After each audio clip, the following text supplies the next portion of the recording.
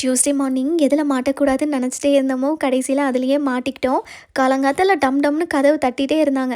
என்னென்னு பார்த்தா ஊர் ஃபுல்லாக ஃப்ளட்டாக இருக்குது, வாட்டர் லெவலும் ரைஸ் ஆயிருச்சு, சீக்கிரம் செக் அவுட் பண்ணி கிளம்பிடுங்க அப்படின்னு சொன்னதும் டக்குன்னு திங்ஸ் எல்லாத்தையும் பேக் பண்ணிவிட்டு ஹோயான்லேருந்து கிளம்பி தனாங்க்கு வந்துட்டோம். இனிஷியலி எங்களோட பிளான் வந்து ஒரு 2 ஹவர்ஸ்க்கு ஹோயான் ஸ்டேஸில் சைக்கிளிங் போகலான்னு நினச்சது. ஆனால் அந்த தண்ணியில் சைக்கிளிங் எங்கே போகிறது, போட் எடுத்துகிட்டு தான் போகணும்.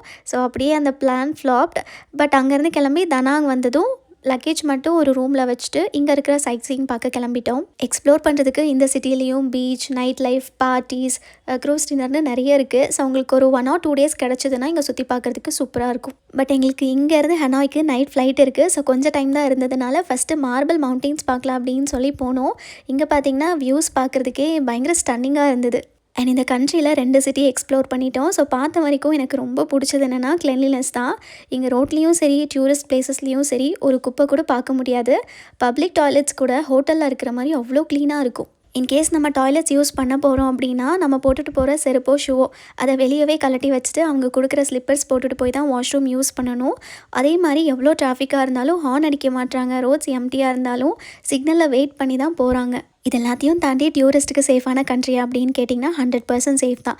நாங்கள் அங்கேருந்து 9 days ஒரு நாளும் அன்சேஃபாக ஃபீல் பண்ணதே கிடையாது. தென் இந்த வியர்ஜெட் ஏர்லைனில் புக் பண்ண எல்லா டொமஸ்டிக் ட்ராவல்லையுமே டிலே தான்.